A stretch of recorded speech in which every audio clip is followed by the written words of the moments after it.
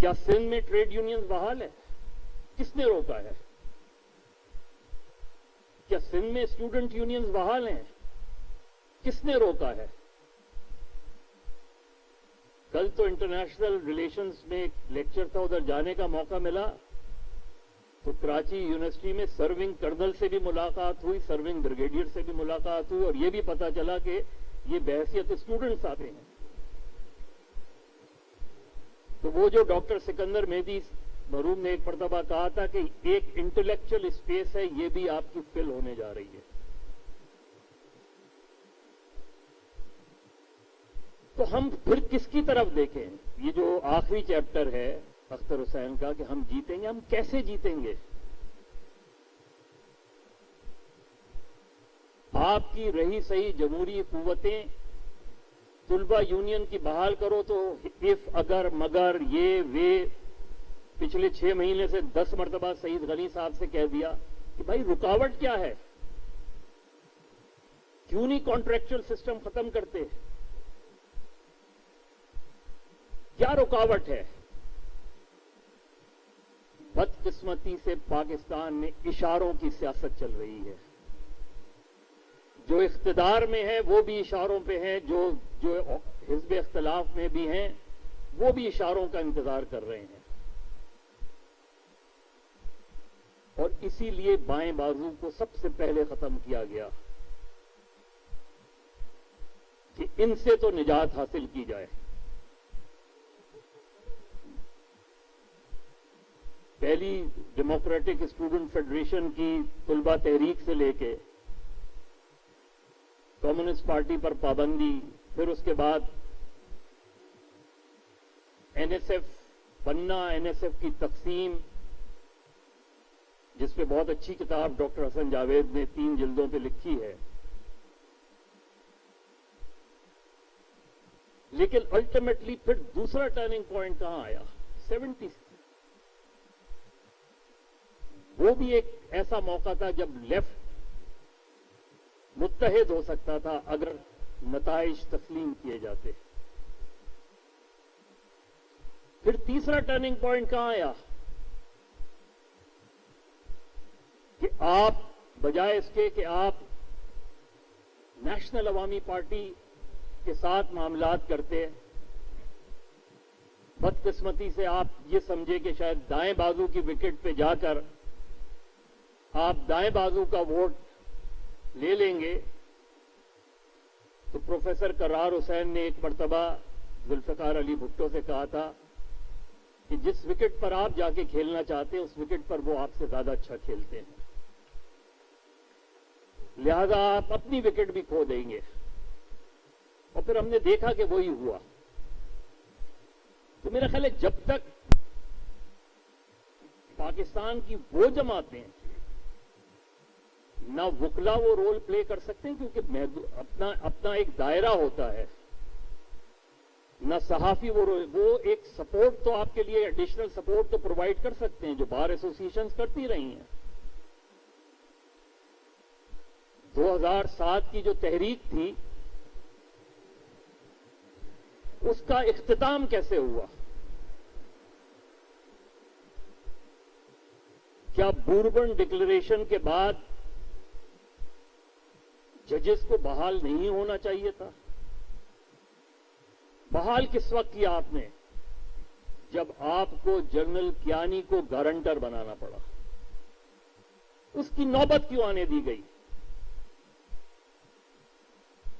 اس سے پہلے ہی کیوں بحال کرنے میں کیا وہ تھا؟ پھر جس کا ذکر بھی کیا 2006 کا میثاق جمہوریت، اس سے بڑی میرا خیال ہے آئین کے بعد سب سے بڑی ڈاکومنٹ ہے وہ، لیکن ہم خوبصورت تحریر ضرور لکھ سکتے ہیں، عملی زندگی میں بہت مشکل نظر آئی۔ اس میں جو بھی تجاویز انہوں نے اپنے پہلے ہی چیپٹر میں اختر حسین صاحب نے دی ہیں، میں ان سب سے اتفاق کرتا ہوں، لیکن مجھے وہ ہوتی نظر نہیں آتی۔ اور مجھے اس لیے ہوتی نظر نہیں آتی کہ پاکستان میں सियासी जमातों का जो स्ट्रक्चर बन गया है वो स्ट्रक्चर है ही गैर जमहूरी। जब तक सियासी जमातों के अंदर से ये आवाजें नहीं उठेंगी, जब तक सियासी जमातों के अंदर ये नहीं होंगी कि हमें अपने अंदर वो डेमोक्रेटिक प्रोसेस शुरू करने की जरूरत है, जब तक ना आप इस मुल्क में ट्रेड यूनियंस देखेंगे, न इस मुल्क में तुलबा यूनियंस की बहाली देखेंगे, सहाफियों की तंजीमें जिस जमाने में पीएफयूजे मुत्तहिद होती थी तो 1970 में हमें याद है कि 10 रोज की हड़ताल की पाकिस्तान में, कराची से लेकर ढाका तक कोई अखबार नहीं निकला। उसके बाद सहाफी यूनियंस को तकसीम कर दिया गया। वकला की बड़ी बात है कि किसी न किसी तरीके से कहीं ना कहीं बार एसोसिएशंस अपने आप को मुत्तहिद रखे हुए हैं, हालांकि उनके अंदर भी बहुत सी चीजें हैं जो उनको मेरा ख्याल है अपने आप को एड्रेस करने की जरूरत है, लेकिन फिर भी एक फोर्स है। लेकिन मेरा ख्याल है आजाद अदलिया का जो ख्वाब तहरीके बहालिए वकला में देखा गया था वो ख्वाब पूरा नहीं हो सका, और इस मुल्क में आला अदलिया ने बजाय इसके कि वो रिफॉर्म्स करते अदलिया को, जुडिशरी को रिफॉर्म्स करते, वो भी मीडिया ग्लैमर का हिस्सा होते चले गए। इंतजार होता है कि जी कब जियो आए, कब एआरवाई आए तो मैं हेयरिंग शुरू करूं। डिसअपॉइंटमेंट होता है जो लोग उस स्ट्रगल का हिस्सा रहते हैं। डिसअपॉइंटमेंट होता है कि जब हम देखते हैं कि लोअर कोर्ट्स की आज भी वही हालत है, हाई कोर्ट्स की आज भी वही हालत है। आज आप बुला के प्राइम मिनिस्टर को ये तो पूछ रहे हैं कि आपने अमल दरामद क्या नहीं किया, आपसे भी तो पूछे आपने क्या किया, एपीएस के मामले में आपका क्या रोल रहा। कभी बुलाते ना आप, जनरल राही शरीफ को भी तो बुलाते, प्राइम मिनिस्टर को बुलाया आपने।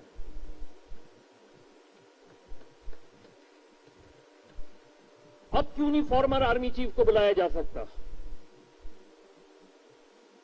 वो इलाका क्या था, उस इलाके में कितना सीरियस इंटेलिजेंस लैप्स था वो।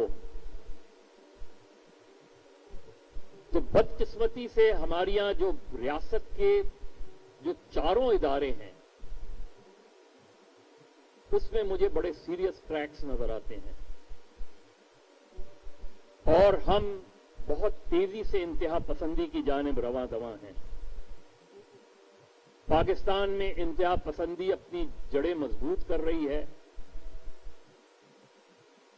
और पाकिस्तान में जो सो कॉल्ड लिबरल डेमोक्रेट्स जिनकी तरफ हम देख सकते हैं वो भी बदकिस्मती से उस तरफ देख रहे हैं जो इस सब के जिम्मेदार हैं। तो जब तक हम लोगों की तरफ देखना नहीं शुरू करेंगे, शायद इस किताब में जो चीज लिखी गई है उसको हम अमली शक्ल नहीं दे पाएंगे। बहुत बहुत शुक्रिया।